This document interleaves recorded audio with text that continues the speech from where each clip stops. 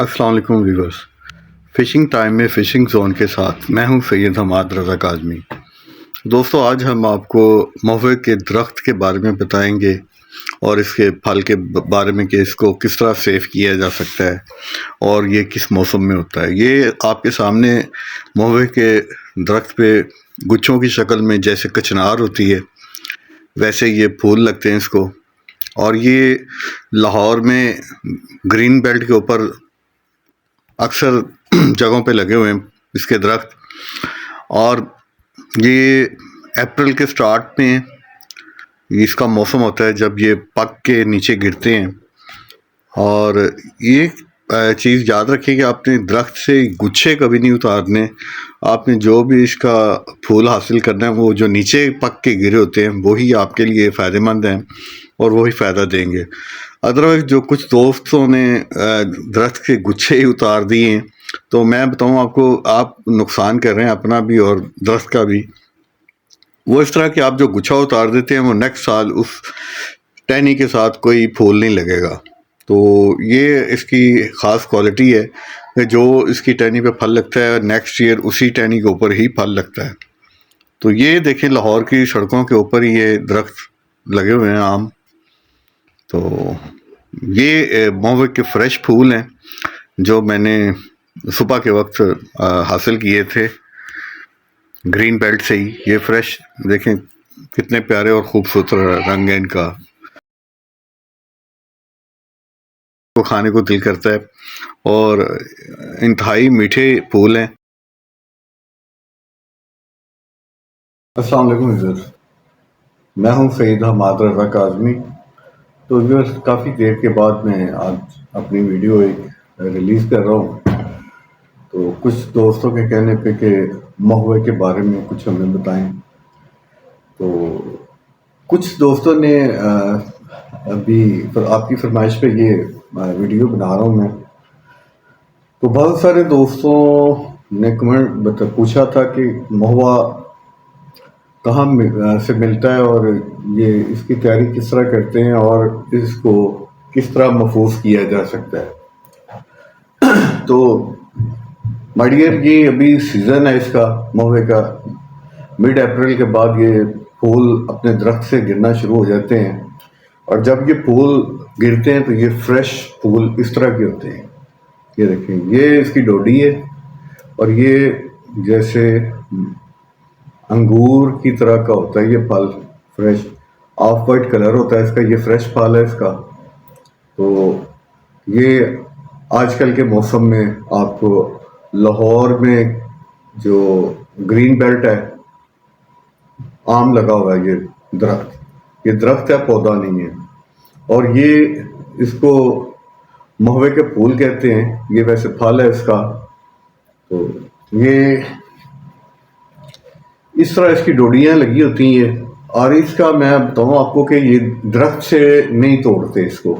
اگر آپ اس کو درخت سے توڑیں گے تو درخت کا پھل نیکسٹ ایئر جو ہے پھل وہ نہیں دے گی، ڈنڈی پک ڈنڈی جو اس کی ہوگی۔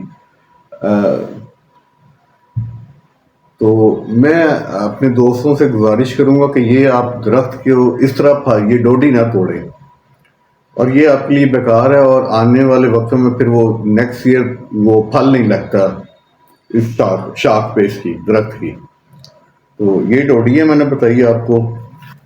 اور اس کا طریقہ کار یہ ہے کہ یہ صبح کے وقت آپ کسی بھی جہاں پہ درخت ہوں یہ چلے جائیں تو یہ نیچے گرے ہوئے آپ کو اٹھانے پڑیں گے، چننا پڑے گا آپ کو زمین سے ان کو۔ اور اس چیز کا خیال رکھیں کہ آپ نے درخت سے ان کو نہیں توڑنا، کیونکہ درخت سے توڑیں گے تو وہ بیکار ہوگا آپ کے لیے، کیونکہ وہ ابھی کچا پھل ہوگا اور وہ رزلٹ آپ کو نہیں دے گا جو یہ پکا ہوا پھل رزلٹ دے گا۔ اور دوسرا یہ بتانا تھا آپ کو کہ بہت سارے دوست نے دیکھی ہیں ویڈیوز میں نے، وہ کہتے تھے یہ چڑیاں کبوتر مختلف طرح کا پرندے اس کو کھاتے ہیں خوش ہو کے۔ تو دوستو، یہ آپ کا بھی اتفاق ہو تو دیکھیے گا، یہ اس کے اوپر کوئی پرندہ نہیں بیٹھتا، اس کو صرف چونٹیاں بڑا خوش ہو کے اس کا رس چوستی ہیں، جو یہ پودے نیچے درخت سے نیچے گرتے ہیں یہ پھل۔ تو ان کو چیونٹی بڑے شوق سے اس کا جوس چوستی ہے. اور اس کو سنبھالنے کا بہترین طریقہ یہ کہ جیسے ہی آپ اس کو درخت کے نیچے سے اٹھائیں یا چنیں زمین سے تو یہ فریش حالت میں ہوں گے. جیسے جیسے وقت گزرتا جائے گا اس میں نمی آتی جائے گی. یہ جس طرح برف پگھلتی ہے اس طرح یہ اس میں نمی آ جاتی ہے اور یہ چپچپا سا ہو جاتا ہے. جیسے شیرہ ہوتا ہے میٹھا شیرہ، آپ انگلیوں ہاتھ میں پکڑیں تو شیرے سے چپچپا سا ہو جاتا ہے. اس طرح یہ پھل جو اگر آپ اس کو دبائیں گے تو اس میں سے رس نکلے گا اور وہ تھکنس ہوگی اس پر چپچپا ہوگا. اور اس کا بہترین طریقہ یہ آپ جیسے اس کو اٹھانے کے بعد کوئی بھی آپ کپڑے کا اگر تھیلا ہو تو وہ بہتر ہے. اگر آپ شاپر میں رکھیں گے تو زیادہ دیر آپ نے نہیں رکھنا اس کو، کیونکہ یہ شاپر میں پانی چھوڑے گا. پانی چھوڑنے کے بعد اس میں 1-2 گھنٹے میں اس میں کیڑے پڑ جاتے ہیں. یہ ہے اس کا ایک نقصان. تو آپ کو چاہیے کہ جیسے یہ اٹھانے کے بعد اس طرح یہ جیسے جالی دار ہوادار کوئی چیز ہے اس میں آپ رکھ لیں اور اس کو پھیلا دیں تاکہ یہ خراب نہ ہو اور کیڑا نہ لگے اس کو. اور دوسری بات یہ اس کو خشک کرنے کے لیے آپ نے دھوپ میں نہیں رکھنا ہے اس کو. یہ بہت سارے دوست یہ دھوپ میں رکھ دیتے ہیں تو اس میں جو اس کی انرجی یا جوہر ہوتا ہے وہ ضائع ہو جاتا ہے. اس کو یہ چیز کا خیال رکھنا ہے آپ نے کہ اس کو دھوپ میں نہیں رکھنا، آپ نے کسی چھاؤں والی جگہ پہ رکھنا ہے اور اس کو اس طرح زمین پہ پھیلا دیں یا کسی کپڑے کے اوپر پھیلا دینا آپ نے اس طرح، تاکہ اس کو ہوا لگتی رہے. اس کے بعد آپ نے جب یہ خشک ہو جائیں گے تو یہ اس طرح کے ہو جائیں گے. یہ فریش پھل ہے اس کا.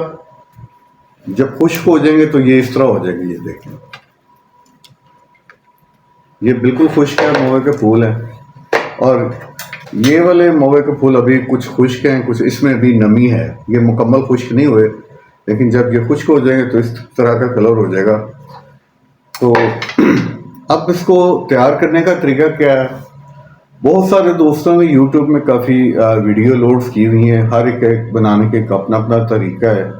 جو جس کے استاد نے بتایا وہ اس طریقے سے اپنی ویڈیو بنائی ہے. اس میں میرا طریقہ بنانے کا یہ ہے، میں نے سامنے آپ کی یہ بوتل رکھی ہے، اس میں یہ اوپر موے کے پھول ہے اور یہ نیچے اس کا جوہر ہے سارا لکوڈ کی شکل میں. یہ دیکھیں یہ بالکل وائٹ ہے اور یہ موہ سارا اوپر ہے. اس کے لیے یہ میں نے فرمنٹیشن کا ایک سسٹم تیار کیا ہے میں نے. تو اس کو ایئر نہیں پہنچنی چاہیے. اس کی تیاری کا طریقہ کار یہ ہے کہ جو میرے بنانے کا طریقہ ہے وہ ڈفرینٹ ہے تھوڑا سا. تو یہ دیکھیں یہ اس میں یہ موے کا لکوڈ ہے سارا، جوہر آپ کا اس میں آ چکا ہے اور یہ موے کے پھول اوپر تیار رہے ہیں. اس میں جو چیز انگریڈینٹ میں نے استعمال کی ہیں وہ یہ ہے کہ 200 گرام میں نے موے کے پھول استعمال کیے ہیں اور اسی طرح میں نے 500 گرام گڑ استعمال کیا ہے اس میں. اور یہ بھی یہ 2 چیزیں ہیں. اس کے بعد کچھ یہ موے کے پھول آپ نے یہ اس طرح نہیں ڈالنے، یہ اسی حالت میں نہیں ڈالنے. موے کے پھول خشک کرنے کے بعد آپ نے یہ چھوٹی چھوٹی پتیاں اس کے آگے یہ اتار دینی ہے. آپ نے اس طرح اتارنے کے بعد آپ اس کو کھولیں گے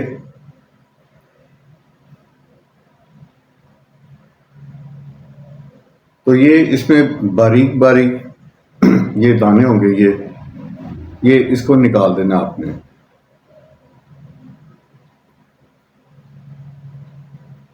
یہ دیکھیں یہ میں نے نکال دیا اور یہ اس طرح پھل صاف ہو جائے گا بالکل. اس میں کوئی تنکا نہیں رہ جائے گا اور یہ پیور موے کا پھول صاف اور یہ اس میں آپ نے ڈال دینا.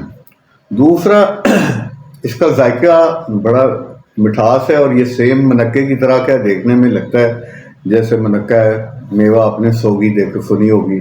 وہ سوگی چھوٹے میوے کو کہتے ہیں اور منقہ بڑے میوے کو کہتے ہیں. تو یہ جسٹ لائک بالکل سیم منقے کی طرح کا ہے اس کا کلر اور فلیور کے لحاظ سے یہ میٹھا ہے، مٹھاس ہے. اور مچھلی کو کیوں یہ اٹریکٹ کرتا ہے؟ ایک تو اس کی خوشبو ہے تھوڑا سا اس میں جو ہے آپ کو بتاتے چلیں کہ جیسے بالچڑ اسی میں مچھلی کھا کے مست ہو جاتی ہے اور پھر آپ کی چرائی کے ارد گرد گھومتی رہتی ہے، تو پھر وہ اس کو آپ کے پائٹ کو اٹھاتی ہے۔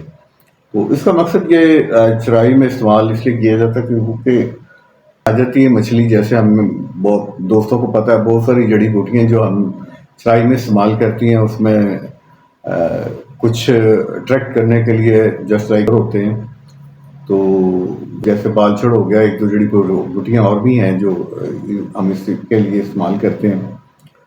تو مین وجہ جو ہے وہ اس کو مچھلی آپ کی ڈوروں پہ ٹکی رہتی ہے، وہ مست ہو جاتی ہے۔